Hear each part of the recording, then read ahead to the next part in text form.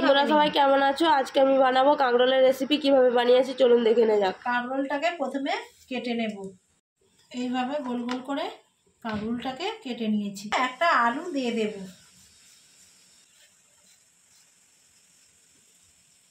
ধুয়ে নিচ্ছি। সামান্য পরিমাণে নুন, একটু হলুদ দিয়ে ভালো করে ভেজে নেব। কাঁকরোলের রেসিপির জন্য আমরা একটা পেস্ট তৈরি করে নিচ্ছি। পেস্ট তৈরি করা হয়ে গেছে, নামিয়ে নেব। এই তেলেতেই আলুটাকে ভেজে নেব।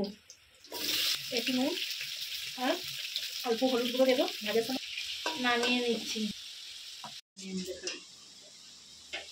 আলু কাঁকরোল দিয়ে দিচ্ছি, মিক্সি জারটা ধুয়ে দিয়ে দিচ্ছি। অল্প পরিমাণে জল দিয়ে দিচ্ছি। 5 মিনিট ঢেকে রেখে দেবো, দেখে নিচ্ছি।